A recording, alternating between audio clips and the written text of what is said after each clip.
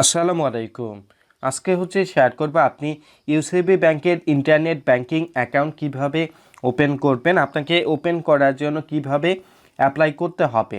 আপনি সর্বপ্রথম ওপেন করার জন্য আপনি প্লে স্টোর থেকে আপনার যে ইউনেট অ্যাপটি থাকবে আপনি ইনস্টল করবেন, অথবা আপনি যে কোনো একটি ব্রাউজারে প্রবেশ করে আপনি ইউনেট ওয়েবসাইটে আপনি প্রবেশ করবেন।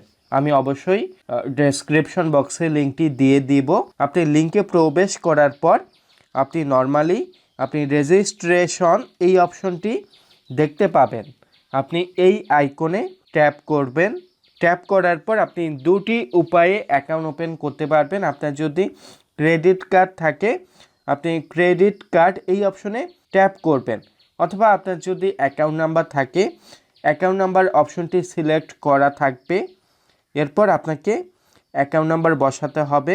আপনার সাথে যদি অ্যাকাউন্ট নাম্বারটি না থাকে আপনি ইউসিবি ব্যাংকের হেল্পলাইনে কল করে আপনি অ্যাকাউন্ট নাম্বারটি কালেক্ট করার পর বসানোর পর আপনি আবারও নেক্সট অপশনে ট্যাপ করবেন। এরপর সবচেয়ে ইম্পর্টেন্ট বিষয় হচ্ছে আপনি অ্যাকাউন্টটি ওপেন করার সময় যে জিমেল অ্যাড্রেসটি আপনি ইনপুট করবেন এই জিমেল অ্যাড্রেসটি আপনাকে বসাতে হবে। বসানোর পর আপনার ভেরিফিকেশন মোবাইল নাম্বার, আপনার অ্যাকাউন্টের সাথে যে মোবাইল নাম্বারটি লিঙ্ক করা থাকবে আপনি মোবাইল নাম্বারটি বসাবেন।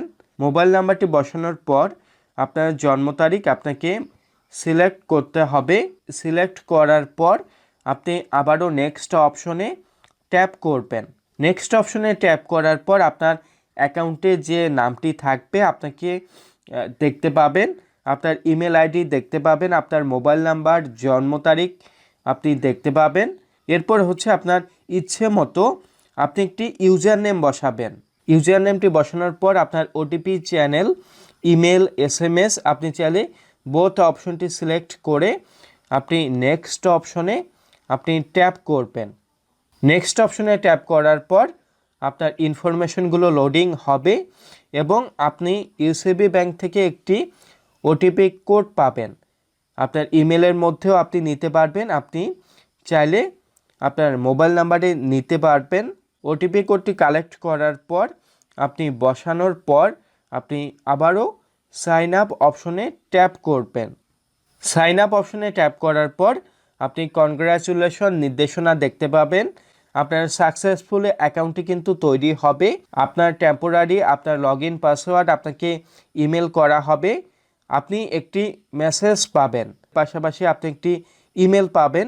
আপনার যে ইমেল অ্যাড্রেসটি থাকবে আপনার ইমেল অ্যাড্রেসটি আপনি লগ ইন করার পর আপনি চেক করবেন। আপনার ইমেল অ্যাড্রেসের মধ্যে আপনি পাসওয়ার্ড দেখতে পাবেন, আপনি ইউজার নেম দেখতে পাবেন। এরপর আপনার পাসওয়ার্ডটি কালেক্ট করার পর আপনি ইউনেট অ্যাপে প্রবেশ করবেন, অথবা ওয়েবসাইটে প্রবেশ করার পর আপনি নর্মালি আপনাকে ইউজার নেমটি বসাতে হবে। আপনার ইউজার নেমটি বসাবেন। আপনার ইউজার নেমটি বসানোর পর আপনি সাইন ইন এই অপশনে ট্যাপ করবেন। ট্যাপ করার পর আপনাকে পাসওয়ার্ড বসাতে হবে। আপনার যে পাসওয়ার্ডটি আপনাকে দেয়া হবে আপনার ইমেলের মধ্যে এই পাসওয়ার্ডটি কালেক্ট করার পর আপনি আবারও বসাবেন। বসানোর পর আপনি সাইন ইন অপশনে ট্যাপ করবেন।